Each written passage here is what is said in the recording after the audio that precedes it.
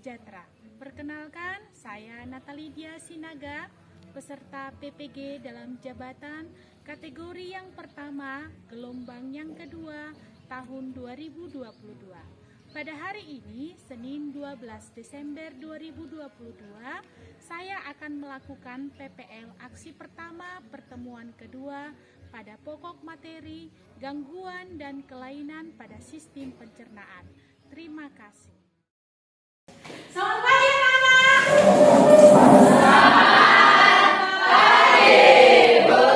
Silakan duduk. Bagaimana dosennya? Sehat semua? Baik, sebelum kita memulai pelajaran kita, mari kita berdoa dulu dipimpin oleh Stefani. Tuhan, terima kasih Engkau telah menyertai kami dari malam minggu pagi hari ini. Tuhan, sekali kami akan mengadakan proses belajar mengajar, kiranya Engkau lah yang memberkati kami. Bagaimana ketua kelas? Hadir semua teman-temannya? Hadir dulu. Kira-kira semua diluruskan dulu mejanya. Masih ada yang tidak. Sekarang ibu mau bertanya dulu. Pernahkah kalian merasakan sakit perut ketika kalian terlambat makan? Siapa di sini yang pernah merasakannya? Oh, saya nggak pernah tuh terlambat makan. Saya selalu on time tuh makannya. Masih berarti rata-rata begitu ya. Mengapa hal itu bisa terjadi? Maka itulah yang akan kita pelajari di pertemuan hari ini, yaitu kita mau mengenal apa saja gangguan atau kelainan yang mungkin muncul pada sistem pencernaan. Kalau yang tidur, ayo semua berdiri dulu. Ikuti ibu ya, tangannya di atas, digoyang-goyang. Sekarang pegang kepalanya, goyang-goyang, pegang telinga temannya. Adapun yang menjadi tujuan pembelajaran kita pada pagi hari ini, yang pertama itu adalah melalui diskusi kelompok dapat menganalisis kelainan atau penyakit yang terjadi pada sistem pencernaan. Yang kedua, bersama dengan teman kelompok dapat mengumpulkan informasi teknologi yang digunakan untuk menangani gangguan sistem pencernaan dari sumber literatur dengan benar. jadi pertemuan kita hari ini kita mau membahas tentang apa saja gangguan atau kelainan dan juga teknologi apa yang bisa digunakan untuk mengobati, mencegah. Di pertemuan sebelumnya kita mempelajari apa ya? Menurut si Sari, kira-kira apa hubungan antara organ dengan gangguan? Menurut saya organ-organ ini mekanismenya bekerja, bisa saja mengalami gangguan, misalnya seperti makanan yang kita makan menyebabkan gangguan apa. Maka di pelajaran kali ini kita akan lebih mendalam lagi membahas tentang apa saja gangguan-gangguan yang mungkin muncul karena gangguan pada sistem pencernaan. Berikutnya, sebelum kita memulai pelajaran kita, mari kita menonton video ini secara bersama-sama. Anak memperoleh energi dari makanan yang ia konsumsi. Ketika energi menipis, rasa lapar dan makan kembali. Maka ia harus makan dan makan lagi. Bila melampaui batas, waspada akan ancaman obesitas atau penumpukan lemak berlebih dalam badan. Indonesia sendiri merupakan negara dengan kasus obesitas tertinggi. Dari 17 juta anak yang mengalami obesitas di Asia Tenggara, hampir 7 jutanya berasal dari Indonesia. Maka itulah yang akan kita pelajari. Jadi banyak sekali sebenarnya masalah-masalah yang muncul pada saluran pencernaan kita. Di sini Ibu sudah menentukan beberapa masalah terkait pada gangguan pada sistem pencernaan. Yaitu yang pertama itu mengapa feses pada penderita diare encer, ya kan? Mengerti? Benar ya. Yang kedua, mengapa penderita ambeien merasakan nyeri dan panas di sekitar anus? Ya kan? Itu adalah beberapa permasalahan-permasalahan yang akan kita bahas pada pertemuan kali ini. Dan permasalahan itu nanti akan kamu bahas di dalam kelompokmu menggunakan lembar kerja siswa atau yang kita sebut dengan LKPD. Maka nanti Ibu akan membagikan LKPD ini pada setiap kelompok dan kamu akan berdiskusi bersama teman kelompokmu untuk membahas permasalahan-permasalahan tadi yang kita sudah lihat bersama. Sudah? Kelompok 1, kelompok 2, kelompok 3, kelompok 4, kelompok 5.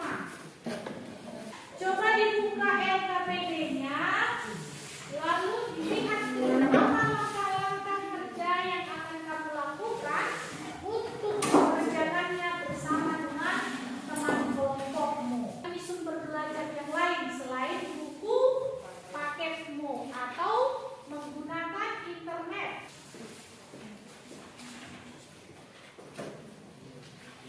Maka Ibu berikan waktu sekitar 10 menit untuk mengerjakan atau mendiskusikan bersama kelompokmu lembar kerja tersebut. Silakan dikerjakan. Kalau ada yang tidak paham, boleh ditanyakan Ibu ya.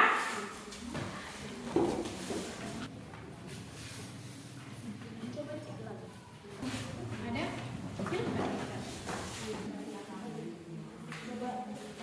Semua bekerja.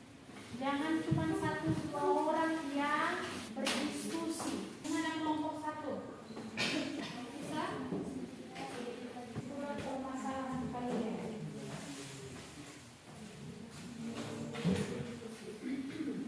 Atau ada kesulitan untuk mengerjakan LKPD? Baik, waktunya sudah habis. Sekarang kita akan masuk ke dalam proses presentasi. Kita mulai dari kelompok 1. Silakan. Baiklah, kami dari kelompok 1 akan mempresentasikan hasil diskusi kami mengenai mengapa proses pada penderita diare encer.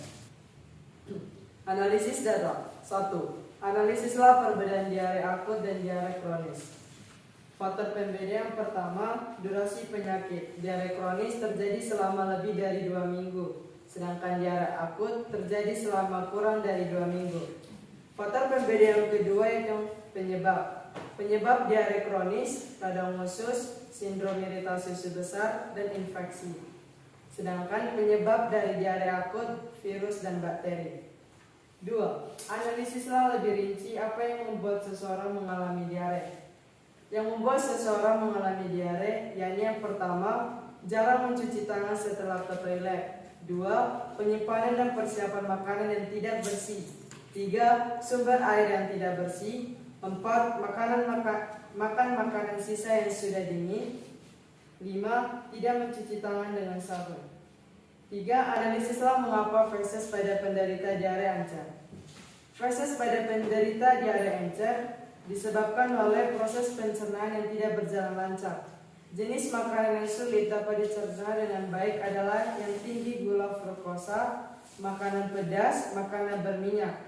Selama mencerna, usus malah menarik lebih banyak cadangan air sehingga feses tidak berbentuk padat. Keempat, analisislah cara pencegahan atau pengobatan diare. Cara pencegahan atau pengobatan diare, yang pertama, dianjurkan untuk selalu menjaga kebersihan diri dan makanan. Misalnya dengan mencuci buah dan sayur sebelum dimakan, tidak mengkonsumsi makanan atau minuman yang belum dimasak sampai matang, dan rajin mencuci tangan. Demikian hasil diskusi kami. Apabila ada teman-teman yang ingin bertanya, kami persilahkan. Baik, siapa ada yang mau bertanya? Bagaimana cara kita menjaga supaya pencernaan kita lancar? Saya berapa lama sembuh dari diare? Kami akan menjawab pertanyaan dari Saudari Justina dari kelompok 4. Cara menjaga supaya pencernaan kita lancar yang pertama yaitu mengonsumsi makanan yang cukup serat seperti buah dan sayur. Yang kedua, perbanyak lemak sehat seperti omega 3. Yang ketiga, banyak minum air putih. Yang keempat, makan dengan teratur. Yang kelima, olahraga yang teratur. Oke, ditambah ya. Tadi diare itu disebabkan oleh apa? Diare itu disebabkan karena adanya infeksi. Bakteri ini bisa kita dapatkan karena apa? Kenapa bisa orang? Kenapa? Tidak menjaga kebersihan. Benar, itu dia poin kuncinya. Jadi kenapa? Bagaimana supaya mencegah terjadinya diare? Jawabannya adalah menjaga kebersihan. Baik, tepuk tangan untuk kelompok 5. Oke, penyakit usus buntu adalah peradangan pada usus buntu atau appendix, yaitu organ berbentuk kantong berukuran 5-10 cm yang tersambung ke usus besar. Kondisi ini umumnya ditandai dengan nyeri di perut bagian kanan bawah.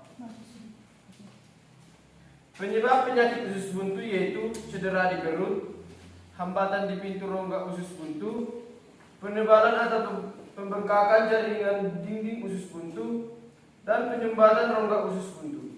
Untuk gejala penyakit usus buntu yaitu perut kembung, mual dan muntah, demam dan menggigil, dan juga hilang nafsu makan dan diare. Kami dari kelompok 4 ingin bertanya kepada kelompok 5, bagaimana cara kita supaya kita terhindar dari penyakit usus buntu ini? Cara menghindari penyakit usus buntu yaitu dengan cara minum air putih, mengonsumsi makanan yang mengandung probiotik, makan dengan tenang, dan makan makanan yang berserat. Jadi, apakah seseorang bisa hidup tanpa usus buntu? Bisa? Jadi bagaimana menghindari tadi supaya kita tidak terkena peradangan usus buntu itu? Minum air putih yang banyak, mengkonsumsi makanan mengandung probiotik, makan dengan tenang, dan makan makanan berserat. Iya, itu ya. Untuk presentasi kelompok 5 kita berikan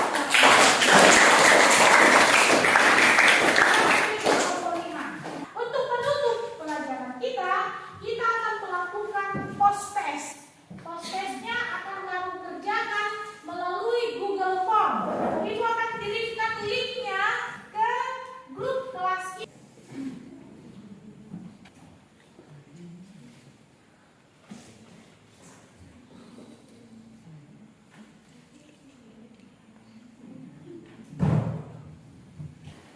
Baik, ada yang nilai 100, nilai 80. Ini untuk ujian post test kita. Sekarang, mari kita membuat kesimpulan untuk pertemuan kita hari ini.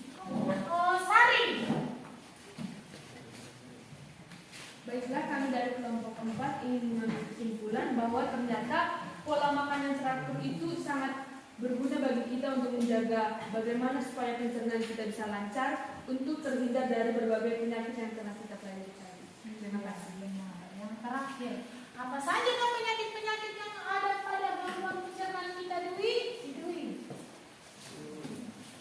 Baik, contoh-contoh penyakit yang ada pada organ sistem pencernaan kita juga yang pertama adalah ambeien, atau wasir, diare, sembelit, batu empedu,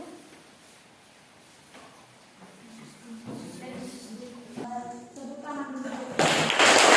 Sebagai bahan refleksi, di sini Ibu akan membagikan kertas yang akan kamu isikan sebagai refleksi hasil pertemuan kita hari ini. Pertemuan berikutnya kita akan membahas tentang materi sistem pernapasan. Maka untuk menutup pelajaran kita hari ini, kita tutup dengan doa. Kita berdoa lagi, kita berdoa. Yang baik, bagi kita yang berbuat, engkau yang